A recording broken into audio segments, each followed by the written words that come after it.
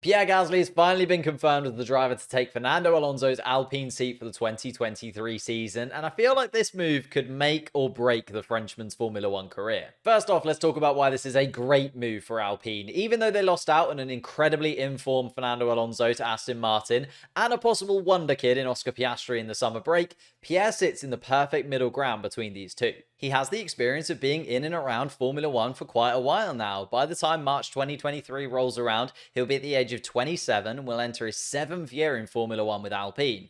Okay, this isn't the 350 plus Grand Prix that you get from Fernando Alonso, but it's safe to say he knows his way around a Formula One car, and we don't have to worry about him retiring anytime soon like Fernando. Whereas Oscar Piastri kind of sits at the other end of this scale as a rookie. As talented and sought after as he may be, he'll probably take a little bit of time to adapt. So Pierre Gasly finds himself in that sweet spot between the two previous candidates for Alpine in terms of that experience that he has. Alpine therefore get a driver that they know they can rely upon straight out of the box, and a driver that they can build around for the foreseeable future. Plus, he's French, making it a much easier sell for the French fans and making media and PR work for the team a whole lot easier. With that being said though, let's delve into Pierre's side of things and why I think that this move could be career defining and could definitely see the start of something incredible or the start of the end for Pierre. One question I've been asked a lot is if I think this move is right for Pierre, and honestly I believe it's the perfect time for him to step into another Formula One seat. Let's face it, after 2019 and him looking completely devoid of confidence when he was given that Red Bull shot,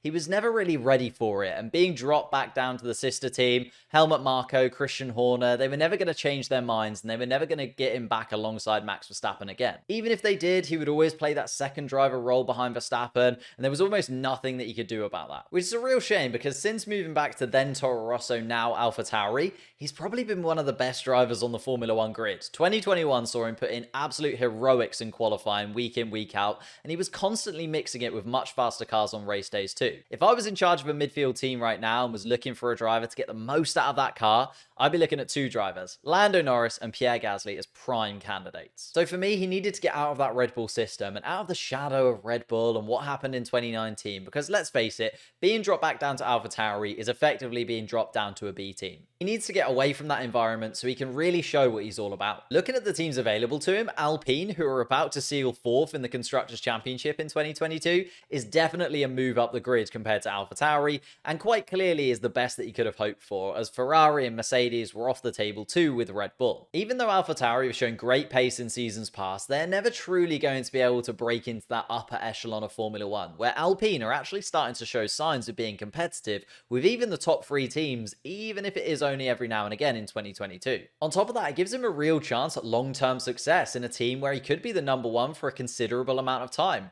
Renault and Alpine have strived for a driver to form their team around. This was supposed to be Daniel Ricciardo before the Australian moved to McLaren. Then Alonso came back into the picture, but as I said before, was considered maybe a little bit too old by the higher-ups at Alpine to truly build around, which leaves a talisman-shaped hole in the French team that they'll be looking to fill. The only problem with this is that Pierre won't be the only driver looking to fill that hole. His new teammate Esteban Ocon has been in the background now behind Daniel Ricciardo and Fernando Alonso for 3 years. Although saying that, it seems like he's actually going to come in front of his Spanish teammate in 2022 when it comes to the Drivers' Championship. So this could be the time that Esteban Ocon seems to take that next step forward in his career and becomes the bride of Alpine rather than the bridesmaid. Which is where it could get very tasty between Pierre and Esteban, as to quote Pierre Gasly before they became teammates, "We are not friends." The two grew up together, separated by only around an hour's drive, and both are very similar ages, being born in 1996, so it builds that perfect rival arc. Think Ash and Gary from Pokemon. They started out karting and training together, only for their relationship to be torn apart as the pair became more competitive and strived to overcome the other. Their paths separated, one was taken in by Red Bull, the other by Mercedes, but neither quite made it to the top, only for them to now meet in this defining moment of both of their careers. Alpine in 2023 could be fireworks. Both drivers will not give an inch to the other and will be desperate to prove that they are the number 1 at the team. At the moment, I would say that Pierre Gasly is the better of the two drivers, even though they both only have 1 win under their belts, but Esteban Ocon has been at the team for 3 years already, so won't have any of that settling in time at the start of the season,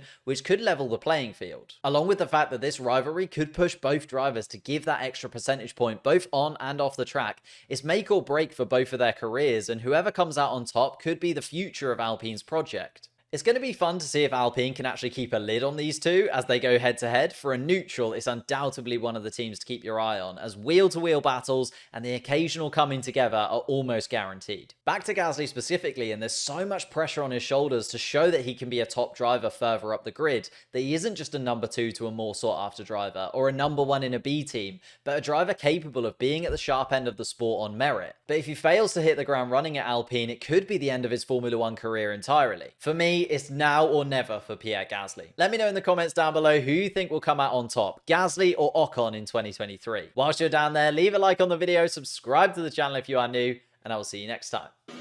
Oh my god! What did you just do? Oh my god, guys, we did it again! Oh my god, yes!